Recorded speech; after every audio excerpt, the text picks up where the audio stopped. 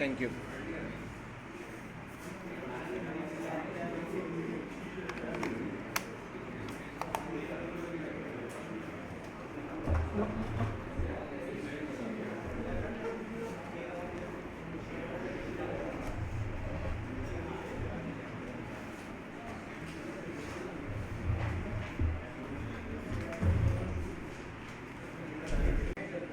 Equations का topic start किया था, जिसके अंदर हमने क्यूब रूट्स ऑफ यूनिटी का टॉपिक कवर कर लिया था। अब हम बात कर रहे हैं फोर्थ रूट्स ऑफ यूनिटी की।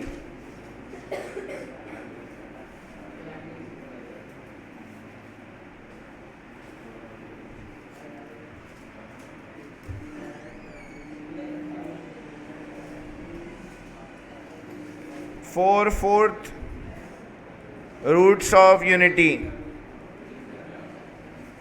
बेटा खामोश हो जाइएगा बॉयज।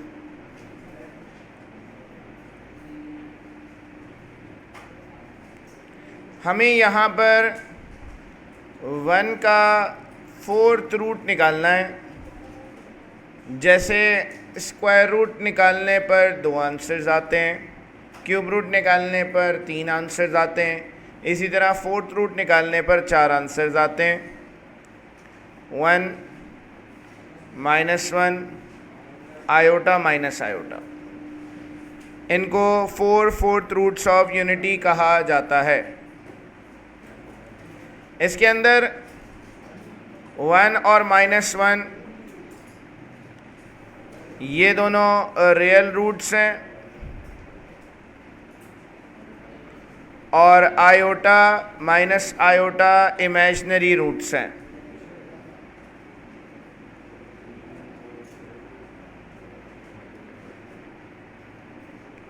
इनके ऊपर कुछ प्रॉपर्टीज बेस कर रही हैं।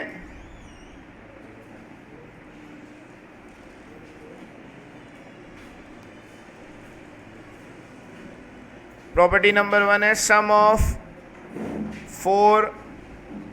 Fourth roots of unity is 0।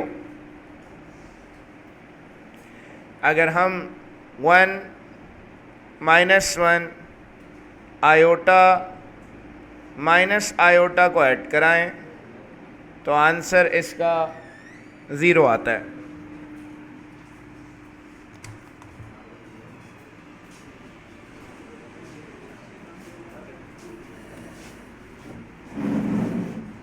Second property है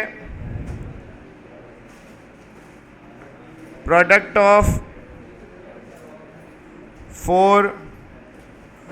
fourth roots of unity is -1।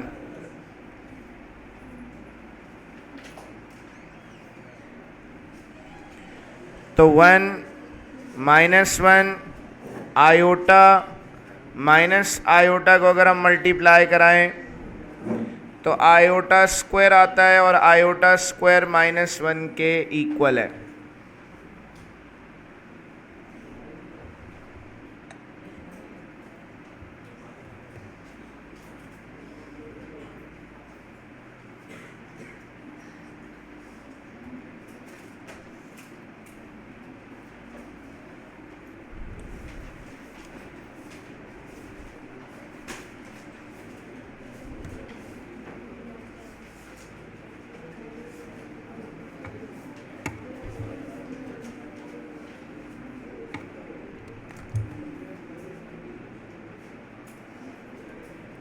Next property है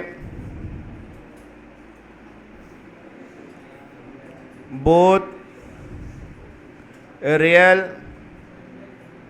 या imaginary roots are additive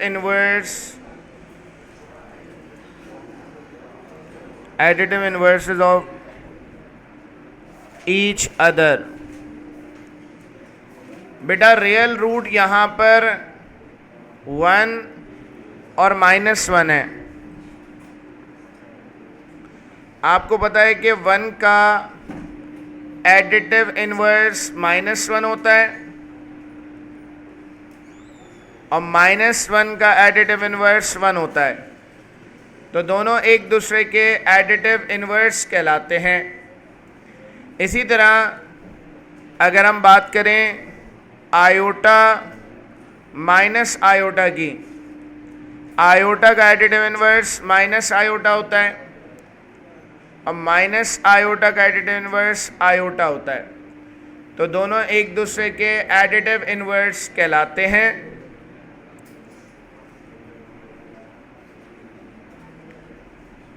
Both imaginary roots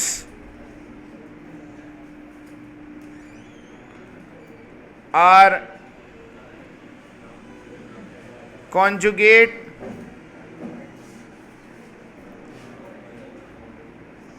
multiplicative inverses of each other.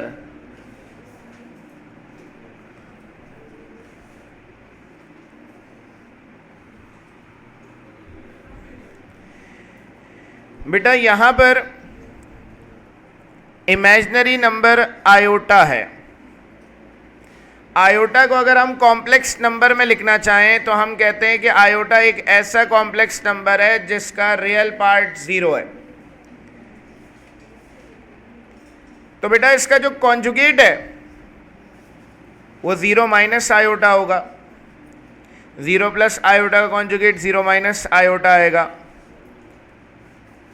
मतलब आयोटा का कॉन्जुगेट माइनस आयोटा होता है, माइनस आयोटा का conjugate plus iota होता है। दूसरी बात, दोनों एक दूसरे के मल्टीप्लिकेटिव इनवर्स हैं। अगर आप मल्टीप्लिकेटिव इनवर्स निकालें, multiplicative inverse of iota, iota का मल्टीप्लिकेटिव इनवर्स 1 अपॉन आयोटा होता है। जब भी डिनोमिनेटर में इमेजिनरी नंबर आ जाता है तो मल्टीप्लाई डिवाइड कराते हैं या तो कॉन्जुगेट से या आयोटा से। इसको मल्टीप्लाई डिवाइड अगर करा दें हम तो हमारे पास इसका result -1 upon minus iota square आएगा और आयोटा स्क्वायर की जगह -1 रख दिया, इसका रिजल्ट आ गया माइनस का आयोटा। तो आयोटा का जब मल्टीप्लिकेटिव इनवर्स निकाला तो इसका रिजल्ट माइनस का आयोटा आ गया। इसी तरह अगर मल्टीप्लिकेटिव इनवर्स हम निकालें माइनस आयोटा का तो वो 1 अपॉन माइनस आयोटा होता है।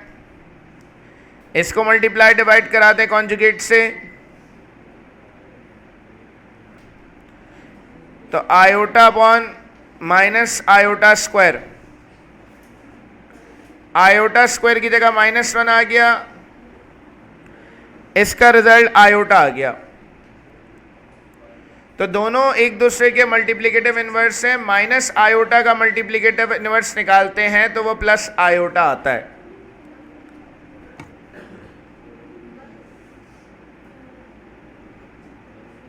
क्वाड्रेटिक इक्वेशंस की, equations that can be written in the form of ax square plus bx plus c is equals to 0 where a, b, c belongs to real numbers and a is not equals to 0 are called quadratic equations। तो quadratic equation की पहली शर्त यही है कि a की value 0 नहीं होगी यहाँ पर, क्योंकि अगर a की वैल्यू 0 हो जाती है तो a 0 होने का मतलब है कि ये इक्वेशन एक लीनियर इक्वेशन बन जाएगी।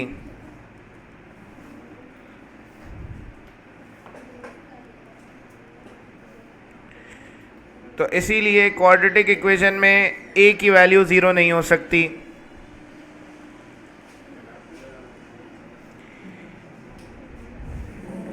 क्वाड्रेटिक इक्वेशन में पहली टर्म को फर्स्ट टर्म, क्वाड्रेटिक टर्म या फिर लीडिंग टर्म कहा जाता है।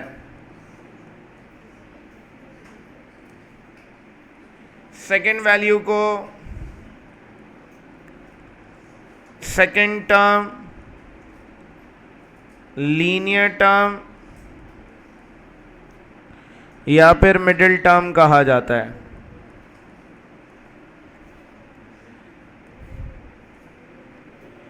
और आखिरी वैल्यू को थर्ड टर्म, कांस्टेंट टर्म या फिर लास्ट टर्म कहते हैं। किसी भी क्वाड्रेटिक इक्वेशन को सॉल्व करने के 3 मेथड्स हैं।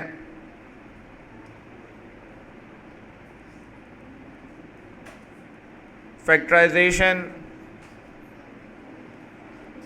कंप्लीटिंग स्क्वायर और क्वाड्रेटिक फॉर्मूला।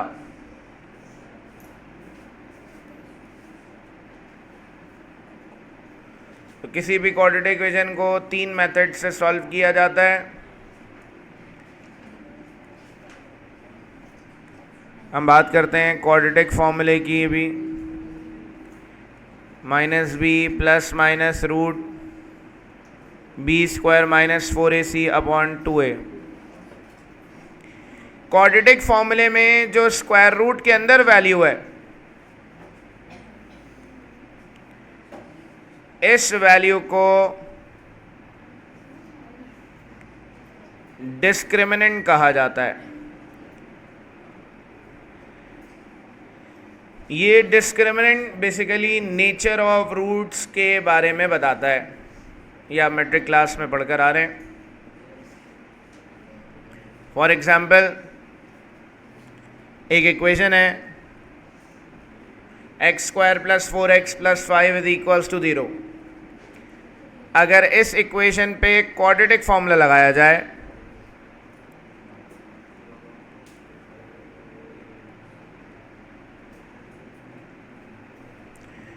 तो यहां पर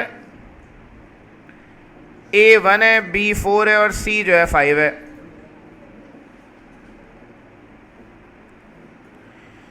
तो b की जगह अगर मैं 4 रख देता हूं, a की जगह 1, c की जगह 5,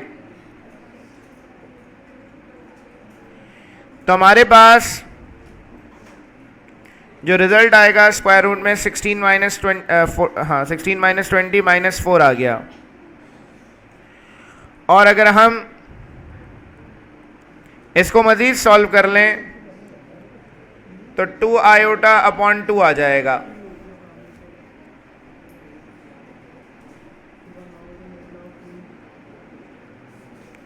और अगर हम यहां पर एलसीएम ब्रेक कर दें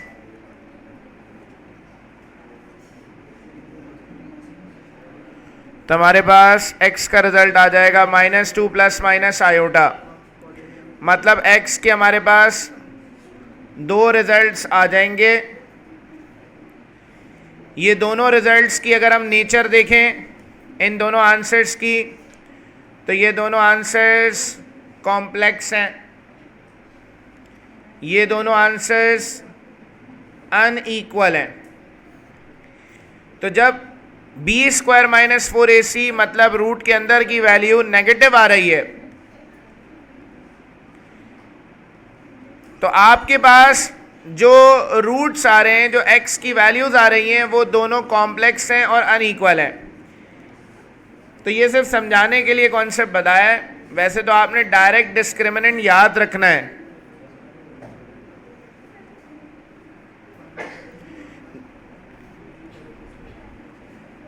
नेचर ऑफ रूट्स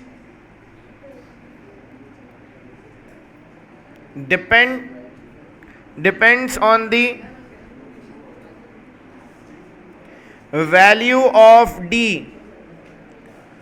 जो भी x के आंसर्स आएंगे इक्वेशन के, उसकी जो नेचर है वो डिपेंड कर रही है डिस्क्रिमिनेंट पे b स्क्वायर माइनस 4ac पर।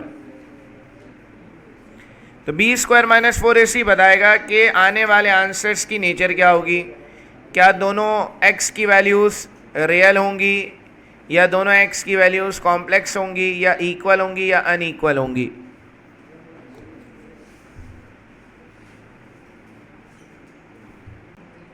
Recurring decimal fractions are known as rational numbers. ऐसे नंबर्स को रैशनल नंबर्स कहा जाता है जिनमें पॉइंट के बाद वैल्यू बार बार रिपीट हो रही हो, एक फिक्स पैटर्न चल रहा हो, या फिर वैल्यूज फ्रैक्शन में हो, तो ऐसे नंबर्स को रैशनल नंबर्स कहा जाता है। या फिर स्क्वायर रूट सॉल्व हो जाए किसी वैल्यू का, 25 का स्क्वायर रूट 5, जैसे 16 का स्क्वायर रूट 4, 9 का स्क्वायर रूट 3। अगर किसी नंबर का स्क्वायर रूट निकल जाता है, अगर वो स्क्वायर रूट से बाहर आ जाता है, तो ऐसे नंबर को भी रैशनल नंबर कहा जाता है। वैसे रैशनल नंबर्स दो तरीके के नंबर्स को कहा जाता है। फ्रैक्शंस को रैशनल नंबर्स कहते हैं और इंटीजर्स को भी रैशनल नंबर्स कहा जाता है।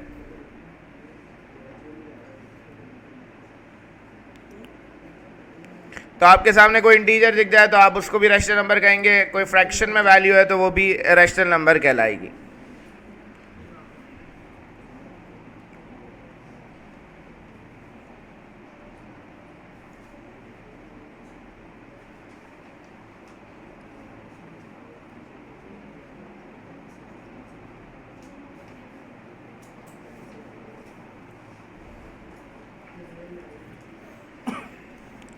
Nature of roots of x square minus 5x plus 6 is equals to 0।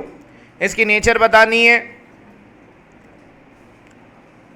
Nature के लिए बी स्क्वायर माइनस 4ac का फॉर्मूला लगेगा।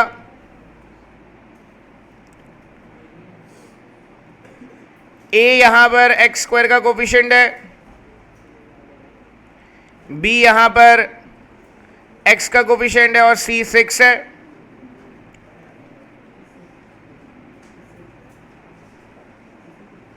बी स्क्वायर माइनस 4ac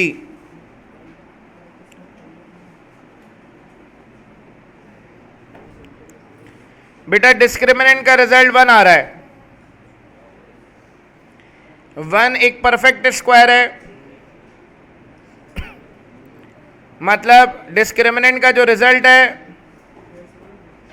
वो ग्रेटर देन 0 है, साथ साथ डी परफेक्ट स्क्वायर भी है। मतलब परफेक्ट स्क्वायर का मतलब है कि किसी भी नंबर का स्क्वायर, 1 का स्क्वायर 1 ही होता है। तो इसका मतलब है कि इसकी नेचर क्या होगी, रूट्स इसके होंगे रियल अनइक्वल। मतलब डी ग्रेटर देन 0 है तो रूट्स रियल अनइक्वल होंगे। परफेक्ट स्क्वायर का मतलब है रैशनल भी होंगे। तो नेचर होगी इसके रूट्स की रियल अनइक्वल एंड रैशनल।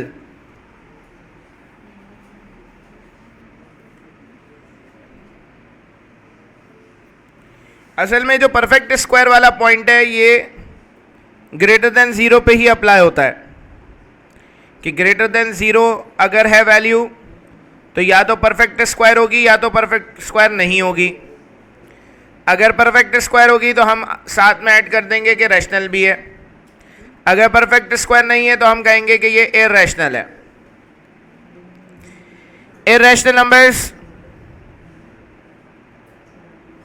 वो नंबर्स हैं जिनमें पॉइंट के बाद वाली वैल्यू फिक्स्ड नहीं होती, मतलब पैटर्न सेम नहीं होता, डिफरेंट वैल्यूज आ रही होती हैं। या फिर ऐसे नंबर्स जो स्क्वायर रूट में हो, √2, √3, √5, कोई भी रूट लगा हुआ हो, रेडिकल साइन लगी हुई हो, तो ऐसे नंबर्स को भी इरैशनल नंबर्स कहा जाता है।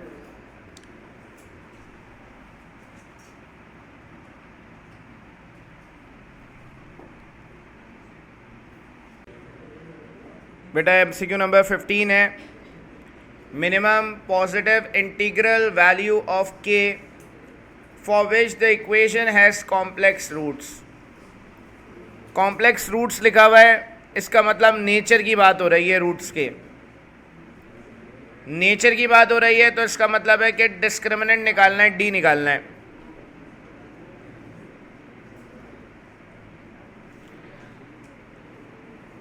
बेटा यहां पर ए एक्स स्क्वायर का कोफिशिएंट 2, बी 6 है और सी जो है वो के है।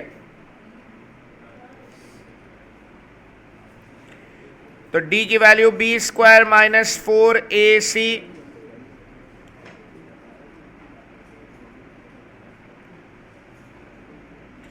ये डी की वैल्यू आ गई।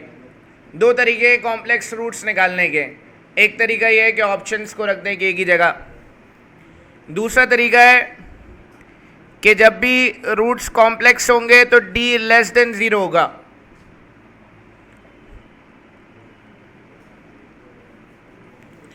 तो यहां पर आप डिस्क्रिमिनेंट की जगह डी की जगह 36 माइनस 8k रख देंगे लेस देन 0।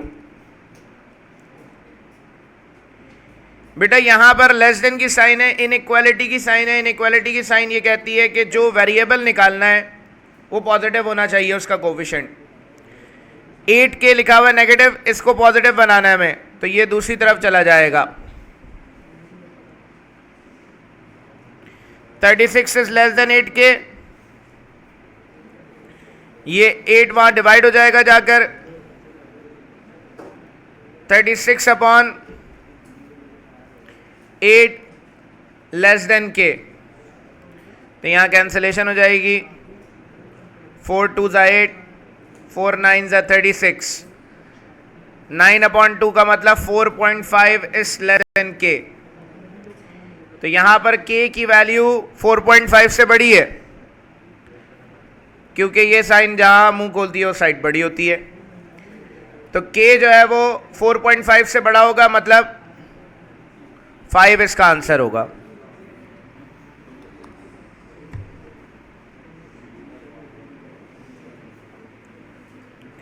दूसरा तरीका इसका ये होता है कि ऑप्शंस को आप रख दें कि आपके पास d की वैल्यू है 36 माइनस 8k, तो आपने क्या करा कि ऑप्शन ए में आपके पास k दिया हुआ है 4, आपने k की जगह 4 रख दिया। 36 माइनस 32, आपने देखना है कि 0 से छोटा रिजल्ट आ रहा है या नहीं आ रहा, तो नहीं आया, ऑप्शन ए नहीं है इसका आंसर। फिर ऑप्शन बी आपने रखा, के रखा आपने, 36 माइनस 8k की जगह 3 आ गया। 36 माइनस 24, 12 आ गया, ये भी ग्रेटर देन 0 है, लेस देन 0 नहीं है। फिर आपने ऑप्शन सी रखा, तो d is equals to 36 minus 8k की जगह 5 आ गया। तो 36 माइनस 40, तो माइनस का 4 आ गया, लेस देन 0 आ गया, इसलिए ऑप्शन सी इसका करेक्ट आंसर है। तो दूसरा तरीका ये कि आप k की जगह ऑप्शंस को रखें, कॉम्प्लेक्स रूट के लिए d की वैल्यू नेगेटिव आएगी।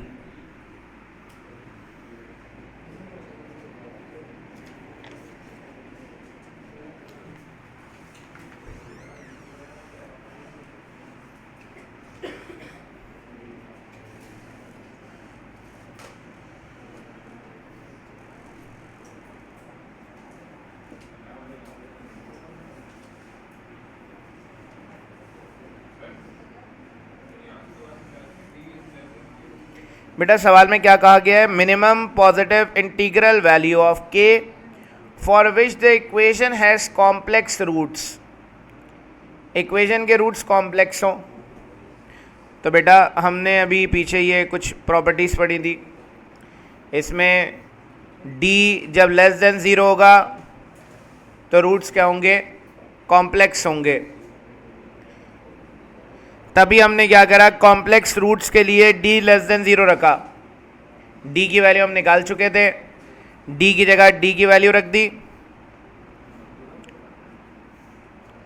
तो d की जगह आपके पास ये वैल्यू आ गई। आपने यहाँ से k निकालना है। अब यहाँ लेस देन की साइन है, क्योंकि k के साथ नेगेटिव कोफिशिएंट है तो हम उसको पॉजिटिव बनाएंगे, 8k उधर चला जाएगा। सॉल्व करेंगे तो 4.5 इस लेस देन के आ गया, मतलब के जो है वो 4.5 से बड़ा होगा।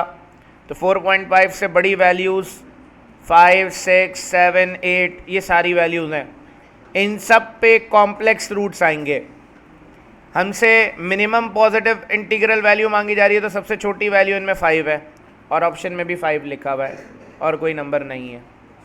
अगर ऑप्शन में फॉर एग्जांपल 5, 6, 7, 8, 9 सब होते, 4 या 5 जो भी होते, तो आपने मिनिमम वैल्यू को टिक करना है, सबसे छोटी वैल्यू को,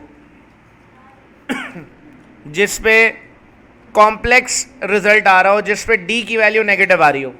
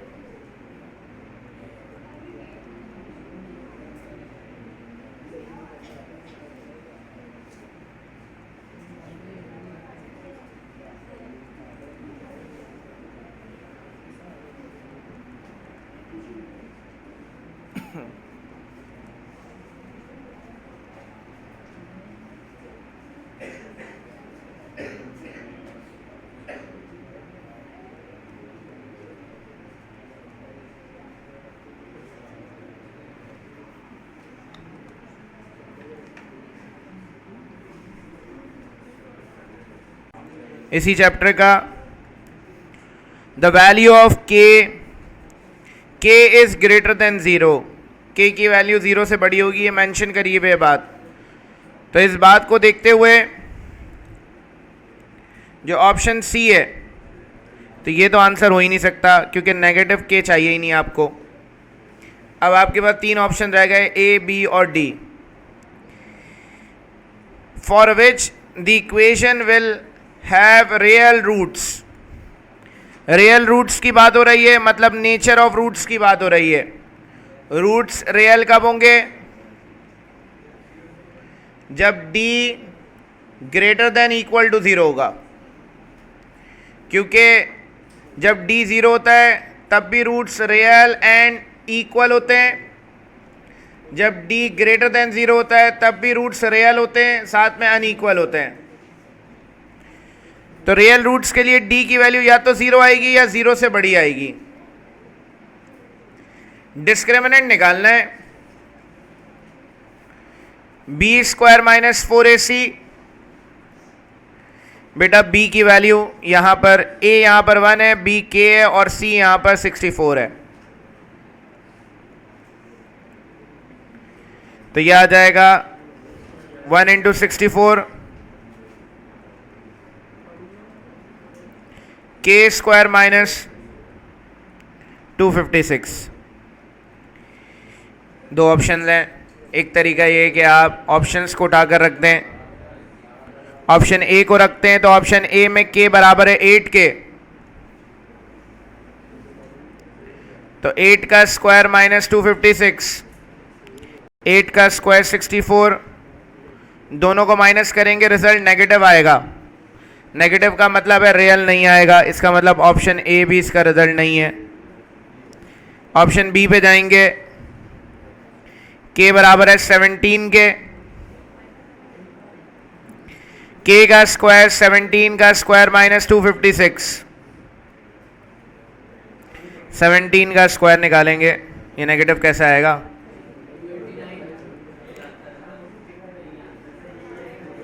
तो ये रिजल्ट क्योंकि पॉजिटिव आ रहा है, पॉजिटिव का मतलब रूट्स रियल होंगे, तो इसीलिए इसका रिजल्ट 17 हो जाएगा।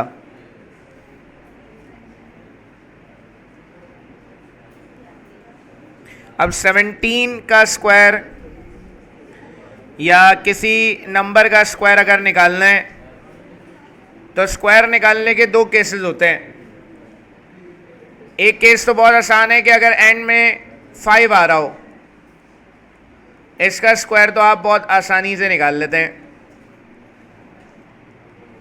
कि 5 आखिरी नंबर है तो 5 का स्क्वायर 25, सब में 25 आएगा आखिर में।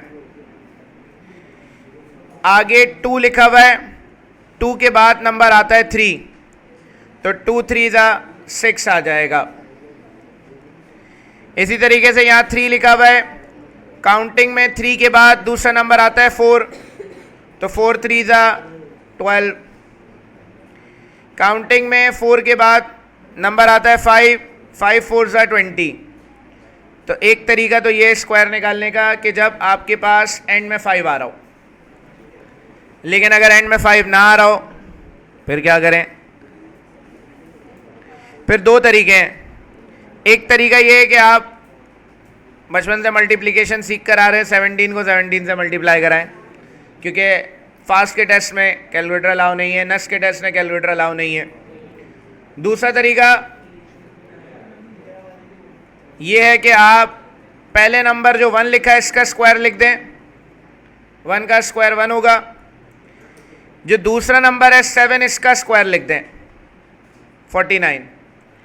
तो दोनों नंबर्स का अलग अलग स्क्वायर कर दिया। अब करना ये है कि यहां पर 1 7 1 7 जा 7 और जो पावर है इनको आपस में मल्टीप्लाई करा दें, मतलब 1 7 और पावर 2 है, तो यह आ जाएगा 14।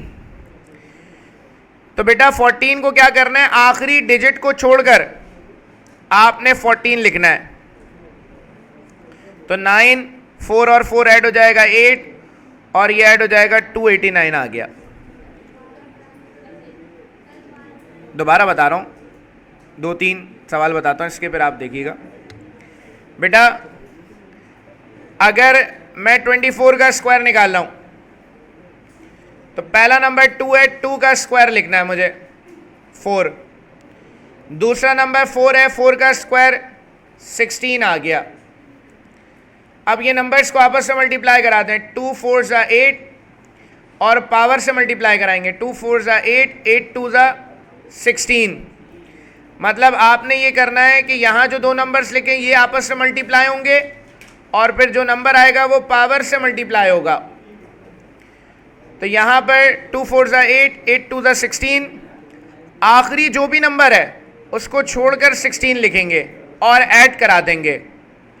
लास्ट नंबर जो है वो एज इट इज रहेगा, तो 576 आ गया। हर नंबर का स्क्वायर निकाल सकते हैं। फॉर एग्जाम्पल 34 का स्क्वायर निकालना है, डेसिमल में भी बात करिए। 3 का स्क्वायर 9, 4 का स्क्वायर 16, 3 4 जा 12, 12 2 जा 24, आखिरी नंबर को छोड़ के 24 लिख दिया। 1156 आ जाएगा।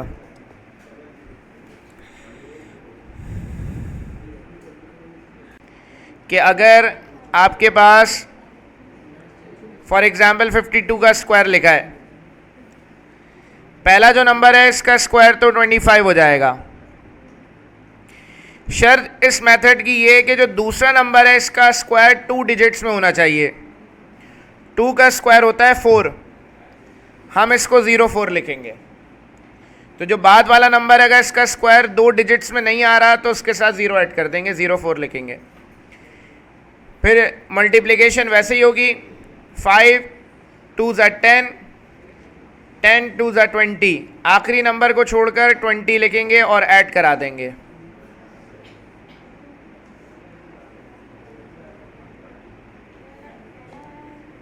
पहला 1 डिजिट में आया, 2 में आया, कोई फ़र्क नहीं पड़ता। दूसरा नंबर जो है वो हमेशा इसका स्क्वायर 2 डिजिट्स के अंदर होना चाहिए। जैसे 61 का स्क्वायर 6 का स्क्वायर 36, 1 का स्क्वायर 01, 6 1 जा 6, 6 2 जा 12, पहला नंबर छोड़ के 12 लिख देंगे। बेटा 2 डिजिट्स में आना चाहिए स्क्वायर, ये मेथड तभी एप्लीकेबल है वरना नहीं आएगा रिजल्ट। आखिरी नंबर को छोड़ के जो भी नंबर आ रहा है वो लिखना है, ठीक है। आखिरी नंबर यहाँ 1 है, 1 को आपने छोड़ दिया और फिर 12 लिख दिया।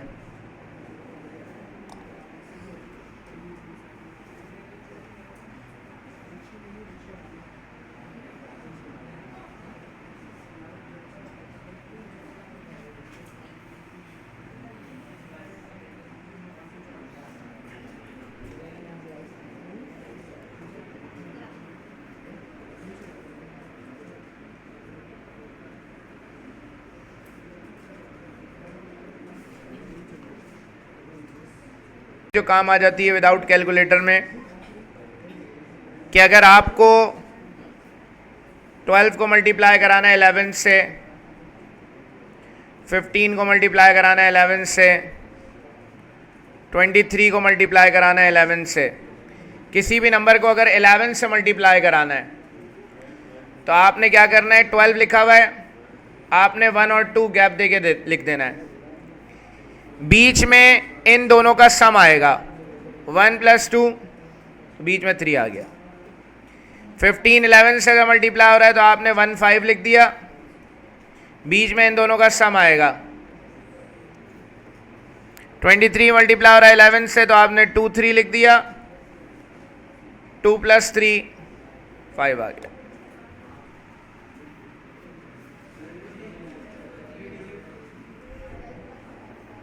थ्री डिजिट पे बात ही नहीं हो रही, वैसे इतनी कैलकुलेशंस नहीं है।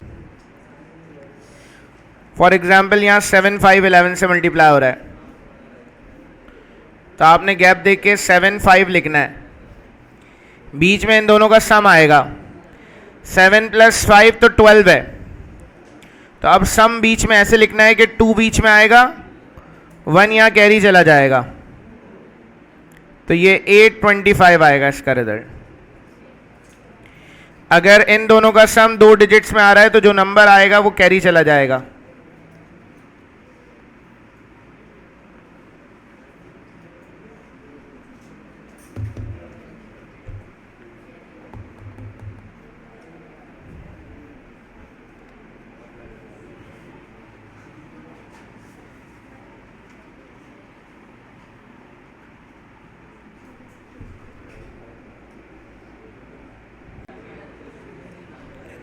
क्वाड्रेटिक इक्वेशन में अब हम बात करेंगे फॉर्मेशन ऑफ इक्वेशंस की, कि इक्वेशंस कैसे फॉर्म की जाती हैं।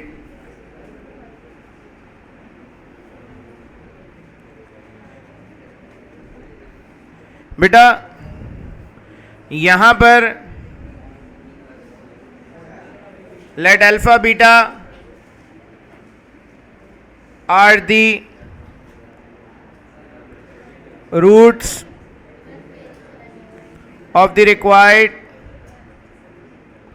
equation। फॉर्मेशन ऑफ इक्वेशन का फॉर्मूला कैसे ड्राइव होता है या फॉर्मूला बनता कैसे, ये तरीका बता रहा हूं। फॉर्मूला आपने याद करना है बेटा।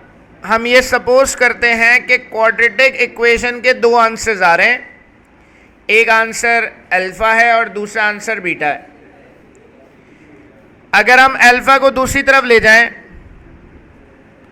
और बीटा को दूसरी तरफ ले जाएं तो अल्फा माइनस बीटा 0 के बराबर आ जाएगा, सॉरी x माइनस अल्फा 0 के बराबर आ जाएगा, x माइनस बीटा 0 के बराबर आ जाएगा। अगर आप इन दोनों को आपस में मल्टीप्लाई करा दें तो मल्टीप्लाई कराने पे आपके पास एक क्वाड्रेटिक इक्वेशन बन जाएगी, x² minus alpha x minus beta x plus alpha into beta. तो हमारे पास एक फॉर्मूला आएगा, यहां से x कॉमन निकाल लिया माइनस का, ये फॉर्मूला में याद करना है जो कि फॉर्मेशन ऑफ इक्वेशन का फॉर्मूला है। ये फॉर्मूला हम मैट्रिक क्लास में पढ़ चुके हैं। x² minus sum of roots x plus product of roots is equals to 0, या फिर इसी फॉर्मूले को लिखा जाता है x square minus S x plus P is equals to 0।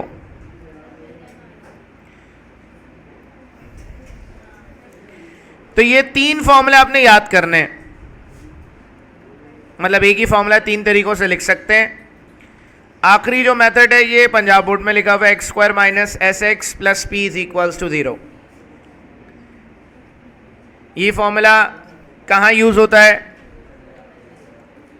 Form an equation whose roots are 4 and 5। आपको इक्वेशन बनाने को कहा जा रहा है, कह रहे हैं इक्वेशन के रूट्स हैं 4 और 5। तो बेटा आपने सम ऑफ रूट्स निकालना है, मतलब इन दोनों को ऐड करा देना है। आपने प्रोडक्ट ऑफ रूट्स निकालना है, 4 को 5 से मल्टीप्लाई करा देंगे तो 20 आ गया। तो sum of roots, product of roots निकालने के बाद ये फॉर्मूला यूज होगा।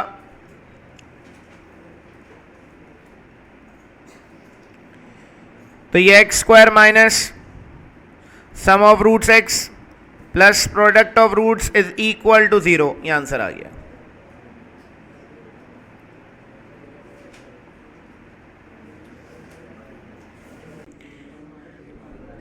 बेटा ये सवाल आखिरी देखिएगा। Form an equation whose one root is 2 + 3 iota. एक बात का खास ख्याल रखना है, अगर एक रूट सवाल में दिया हुआ है और वो रूट एक कॉम्प्लेक्स नंबर है, तो दूसरा जो रूट है वो लाजमी इसका कॉन्जुगेट होगा। तो अगर आपके पास कॉम्प्लेक्स नंबर रूट दिया हुआ है सिर्फ एक, तो दूसरा रूट आप खुद लिख देंगे इसका कॉन्जुगेट।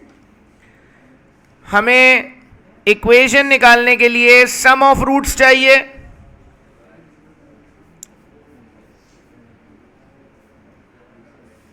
दोनों वैल्यूज को ऐड करा देंगे तो सम ऑफ रूट्स 4 आ जाएगा।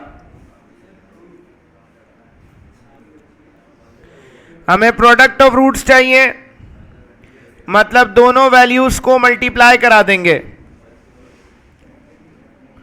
तो यहां ए स्क्वायर माइनस बी स्क्वायर का फॉर्मूला अप्लाई होगा। 2 का स्क्वायर 4, 3 का स्क्वायर 9, आयोटा स्क्वायर। बेटा आयोटा स्क्वायर की जगह -1, तो प्रोडक्ट ऑफ रूट्स आ गया 13। यही फॉर्मूला लगना है, x square minus sum of roots x plus product of roots is equals to 0। तो सम ऑफ रूट्स की जगह 4 आ जाएगा, प्रोडक्ट ऑफ रूट्स की जगह 13 आ जाएगा।